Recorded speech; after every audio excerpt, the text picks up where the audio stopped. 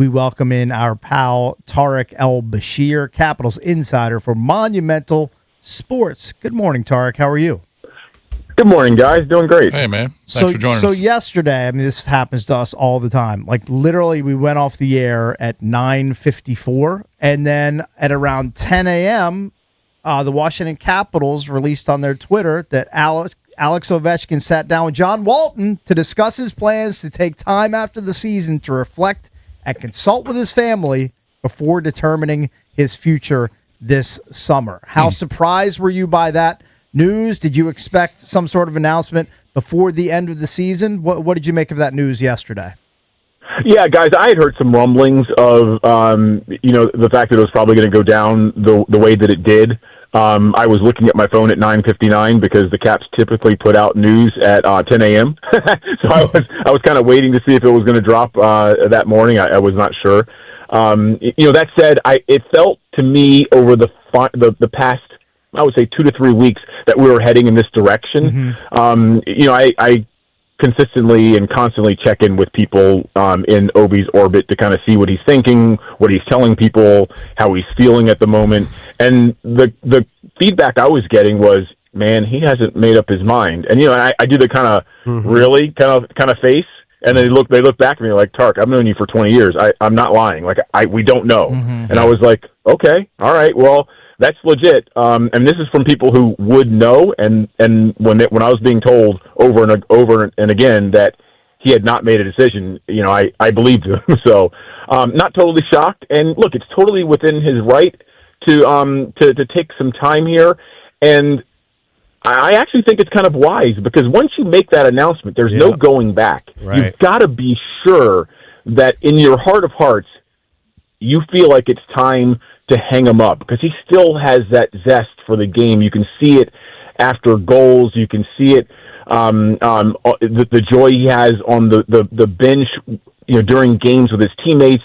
I see it behind the scenes when he's joking around with the boys in the locker room. He still loves it. It is who he is, and he doesn't want to make a decision where he regrets. And so I think it's actually very smart of him to get away from the emotion of the season, however it turns out here over these final 3 games, talk to his family, talk to his trusted advisors, talk to ownership, management, the coaches, and then make a decision. And because once it's made, it's made. And Tark, even though he's clearly not the same player at 40 than he was at 35 or 30, but it's hard to turn down like a guaranteed 30 goals from anybody on any NHL roster. So even though he's not the same player that he once was, he doesn't have that same burst that he used to have. Like, if you're Spencer Carberry and you're the decision makers, like, it's hard to turn away 30 goals. And that, he's going to give you that if he plays in 80-plus games, which is generally what he does. Mm-hmm. That's an excellent point, and you're exactly right. When we look at him, we remember Obi from 25 years old, not 40 years old. That said, I was looking at the numbers yesterday. I mean, he leads the team in goals. He leads the team in points. Leads the team in shots. He leads the team in expected goals, slot shots. So many categories, guys. The most important thing to do in hockey is score goals. The hardest thing to do in hockey is score goals. And this guy still finds a way to do it, even at 40 years old. He'll be 41 in September. And when you kind of take a few steps back and you look at, okay, well, if he does retire, how do we make up for those 31 goals and those 61 points next season? Well, the best free agents have already re-signed with their team. It's a trend that's been going around the league for about 2 years now. Teams are hanging on to their top players.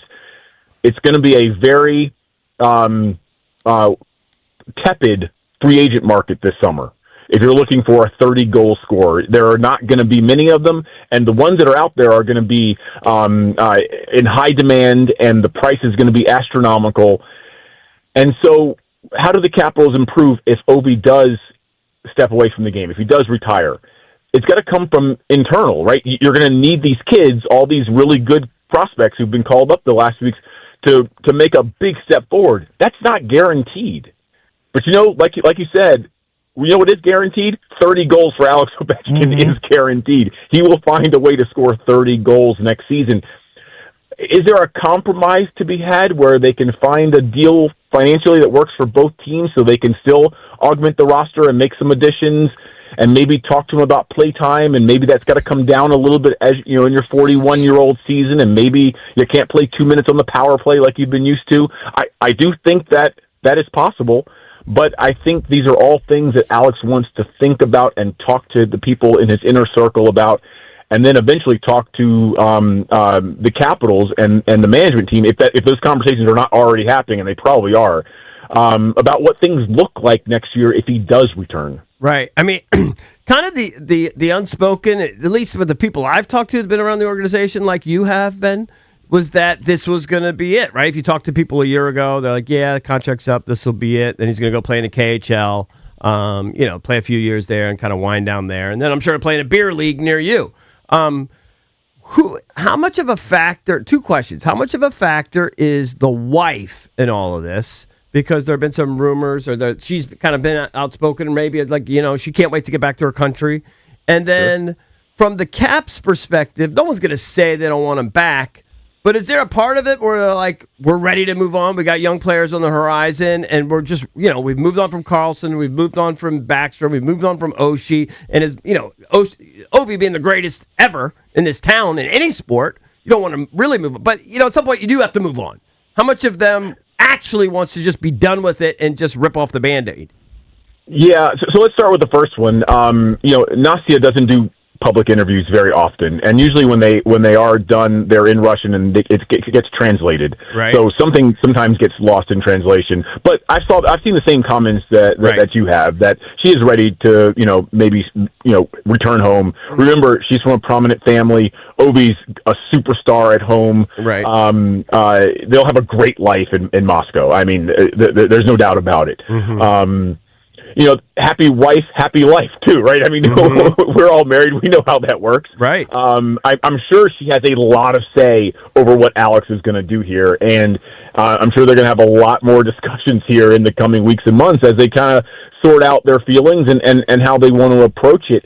In terms of ripping off the Band-Aid, I mean, look, we're seeing the passing of the baton in real time right now. I mean, they have handed over this team in large part to a bunch of 20-year-olds. Yeah. I mean, Hudson, Leonard, Ilya Protas had his first point last night. Miroshnichenko, it feels like he's been around forever, but he's still only like 21 years old. Justin Sordiff is the old man of the rookies, and I think he's just 23. I mean, they are handing this team to the young players, and I believe all four rookies had a point last night in Toronto. So, they're doing well. The future, we can see it. It's right there. They're going to need to add, a star player or two. I don't know how they're going to do that because they're consistently in the playoff chase, and it's hard to, when you're drafting in the 20s, to add that super high end guy. But that's a great question. Are they eager to move on? I think that there is a compromise to be had. I think there is a way you can pass the baton and still find a role for Alex Ovechkin if he wants it. Is that 15 minutes, 16 minutes a night? Is it 13 minutes a night with a little bit of power play time? Does he want to do that? Those are questions that I think he wants to reflect on and take his time and make the right decision. You go back and you look at players who, at 39 or 40 years old were still playing for the prominent roles for their teams. I'm thinking about Joe Thornton and Patrick Marleau and Brett Hull. I mean, I'm talking about top goal scorers. Their drop-off was precipitous, and it already happened.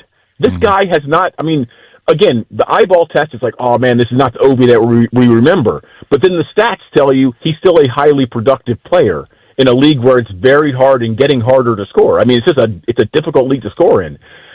So, I don't know. I think there are some really hard decisions and conversations that are going to have to be had between the Capitals and Ovi over these next few weeks. And I think that's why he has told everyone, I need some time. I want to, consider all of my options. I want to see what they're thinking. What does my role look like next year? If I do return, and if they tell me something that I don't want to hear, and I'm like, I don't want to play 10 minutes tonight and no power play time. I'm not saying that's on the table, but if that's the conversation, then it's okay. Well, maybe I'll just go play for Moscow Dynamo and hang up my skates in the NHL, and I don't think anyone would blame him. But I don't know if those decisions have been made or where those conversations are, but I think they're going to happen and accelerate here in the next few weeks. Tarik, you touched on the youth movement, and you can see it all over the roster at this point. I remember right when Justin Sordiff was acquired, a lot of people were scratching their heads like, we're giving up a 2nd and a 6th-round pick for a guy who has 4 games, I believe, of pro experience with the Florida Panthers. He just couldn't crack that lineup. It was too deep. He's been a really good pickup with he's got 34 points as a rookie, 15 goals. Like you mentioned, he's the kind of the old man of the rookie group, but the Caps have a find there in Sordiff. Yeah, they definitely found a gem in the rough. I know a lot of teams were in on him. When people say, well, why do we give up 2 draft picks? I don't think anyone's asking that question right now. Mm-hmm. But the reason a team typically adds another draft pick when they're trying to get an unproven player is because other teams are also in on that player. And that's what happened, right? The Caps made their offer, and then the Panthers said, hey, we got other offers, and they said, well, how do we sweeten the pot to make sure that we get this player? And that was what they landed on. But man, you want to talk about a player who has really taken every advantage of the opportunity that he's been given. Look, you never want to see a player get hurt, but when Pierre-Luc Dubois went down with that injury, Justin Sordiff went from a 4th-line right wing, which is what he was penciled in as at the start of the season, to become essentially the 2nd-line center there for a month and a half, and really flourished. I mean, showed what he can do. He can play in every situation, and I think we're still just scratching the surface with him. I mean, is he a 30-goal scorer? I don't know. That feels a little high, but is he a 20-20 guy? Is he a 25-25 guy?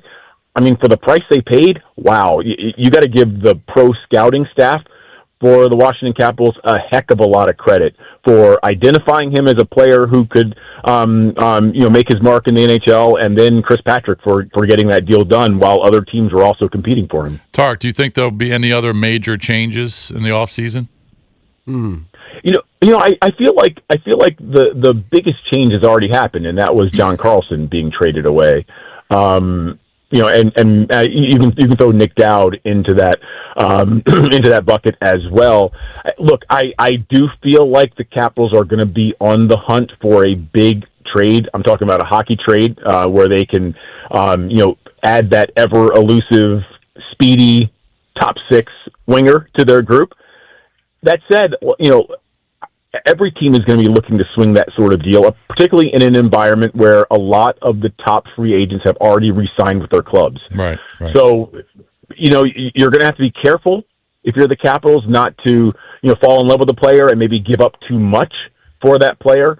I was talking to someone yesterday who said, wait until you see the price tag that free agents get this offseason. It's going to make your eyes pop out of your skull. There are going to be middle 6 players who are getting $15 million this year, partially because it's going to be a weak free agent market, but also because the salary cap ceiling has accelerated so much in the past few years and is going to continue to accelerate. So you have to understand that, a middle 6 winger is going to get a lot of money. A lot of cap is going to be dedicated to that player. So, I guess that's a long-winded way of saying the Caps are going to be on the lookout to make a big deal. Yeah. Executing it is another story, as we have seen in recent seasons.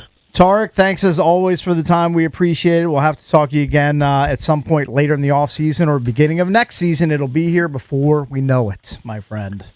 Give me a call anytime. Love coming on with you guys. Appreciate it. It's Thank you, buddy. El-Bashir, Caps insider for Monumental Sports. It is an open line Thursday here on the Junks, 800-636-1067. Yeah, what do people want to talk about? You can talk about the Masters. You can talk about the Capitals season winding down. You can talk about the Nats pitching struggles. You can talk about the NFL draft that is 2 weeks away from today. Where do you think the Caps stand on Ovi? Do you agree with Tarik that there's a compromise to be made, that at some point you do have to pull the Band-Aid off? Mm-hmm. But, after 30-plus goal performance, it might not be today. I think if they could have him in a limited role, but Leadership still score role. like 30 goals, like they would welcome him back for that sort of production. Of course, but can he do that? Can he play 12 minutes and still score? I mean, Not as many, probably. Not as maybe many. not 30, but he could probably give you 25. Just kind of what he does. Yeah. I mean, my in his initial DNA. vibe was where you guys stood, that he was going to retire. Right. Yeah. But now that he hasn't announced it and he says he's going to wait, I don't know. I'm leaning he's coming back. Yeah, but then he's going to have somebody from the KHL. They're going to offer him a boatload of money. They're going to offer him ownership. If the True. list- I mean, I guess it depends on what his wife really wants to do. The listeners are welcome to chime in. Would you welcome Ovi back, or should he decide to retire this offseason? 800-636-1067. We're the Junkies. We'll be right back.